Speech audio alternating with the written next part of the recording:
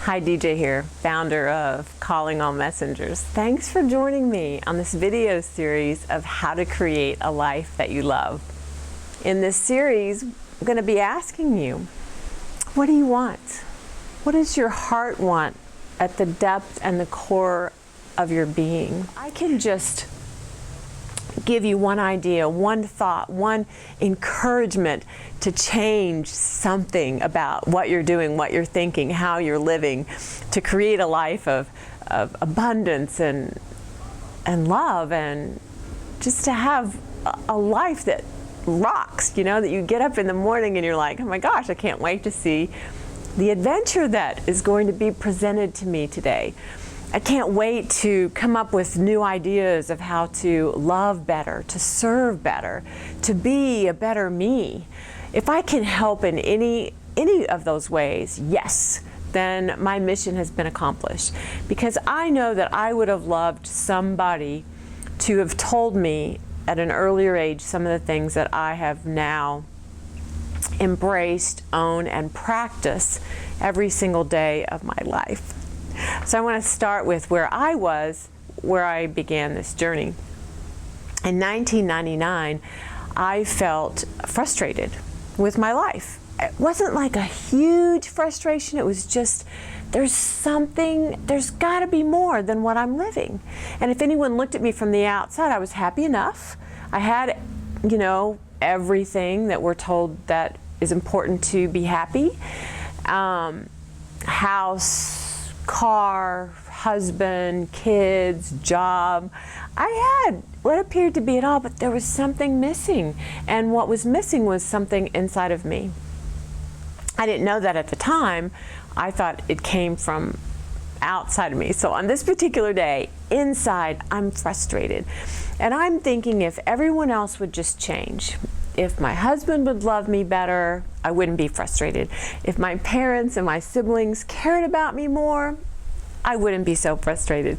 If I felt more fulfilled in my job, if I got along better with my co-workers and my bosses, then I would be happier, right? If they would just do something different, I would be happier. And so that was the attitude that I seriously had at this time. And I was frustrated because things weren't working for me, and I blamed it on everyone else. I was a victim. If everyone else would just do something different, I would feel better about myself and I would be happy. That's what I thought. So in 1999, this frustration and me were walking down a downtown sidewalk, and we're looking for our car, and I'm like, let's do something else. And I'm thinking to myself, I want us to be a happy family if it kills me. And it almost did. Because right after that thought, a car jumped the sidewalk and hit me straight on, throwing me 40 feet in the air. Okay, as soon as I realized there's nothing I can do to change where I am right now, a surrender came over me. And it was the most peaceful, surrendered, loving feeling I had ever had in my life. And it was, I'll call it, I felt the radiance of love. I felt God. I felt peace. I felt relaxed, which is probably what saved me. So I set out on a mission to find more of that, to find that inside of me.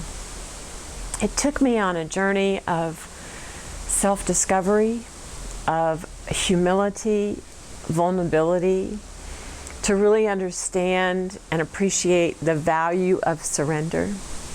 And most of all, love, and how loving myself and loving others is truly doing the same thing at the same time. So what do you want? I realized what I really wanted was to have more of that peace, more of that love, more of that letting go within myself. I wanted to feel light and free. What do you want? One of the great concepts on my journey that I realized or came to understand, which was very challenging for me and yet freeing for me, was that happiness was my choice. That I was looking for other people to give me my happiness. Like I mentioned, like my husband, if he would just do things differently, and my coworkers and my parents and my family, if everyone else would do things differently, then I could be happy. I had no idea that I could actually choose what I thought about and choose how I thought about it. And that changed my world, rocked my life. I had no idea that I had so much influence over what I thought about. I thought when things happen, this is what I thought, this is what I felt, this is how I reacted. I never had any imagination, idea that I could actually choose how and what I thought about. So it was like, oh my gosh, truly, this may sound so simple to you. It was not. Think about it. We get to choose how we think about things. So an example would be somebody lies. On this particular day, someone had lied to me, and I was like even more frustrated than I normally was frustrated that this person lied to me, that I cared about and I thought cared about me. So when they lied to me, I thought, well, why would you do that to me? That it was about me.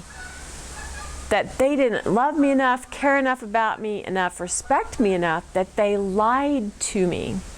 So immediate reaction, I'm angry, I'm frustrated, I'm hurt, I'm disrespected.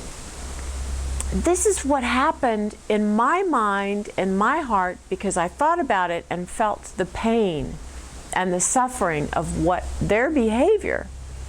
So what in essence I did was I took their behavior and I made it about me. I didn't realize I could choose. Now I know I can choose. So what I've chosen now is their behavior wasn't about me. Their behavior was about them. They got to choose whether they lied or told the truth or not. I got to choose how I perceived it. So how I chose to perceive it after I found out this wisdom was they were scared. I'm not justifying their behavior. I'm acknowledging that their behavior is about them and not me. They were afraid. Coming to a place of radical honesty. Yep, there's one of my words. Radical honesty, radical change. We have to change the way we've been thinking, the way we've been doing, the way we've been operating in order to change the world. And I believe that you're here with me for that reason. We are changing the world in having this conversation. So happiness is a choice. The second concept that was really impactful to me was the realization that I didn't choose my life, really. I just kind of went along. It's like I was under the impression from my background, from my history, what it took to be happy. And from where I came from, you get an education, you get a decent job, you get a decent car, you find a mate, you get a house, you have a couple kids. Voila, happiness. That's not how it happened. You know, I mean, not that these things are bad or wrong, they're all good. That doesn't bring happiness, though. If you've ever had a new car or a new house or a new piece of jewelry or new clothing, whatever, you know the newness wears off. It's like fun when you get it, but it's not sustainable happiness. Stuff and people is not sustainable happiness. That's part of where happiness is a choice. People hand down information to us all the time. Our parents, our family, our church, media, now the internet, all hands us all kinds of information. So how much of that information do we just take and believe? We don't even think about it. We don't even question it. We just pick it up and take it. So I ask you, Is it your truth? What is your truth? One of the things that I learned when I was spinning in the air and I felt that radiance, I have a truth inside of me.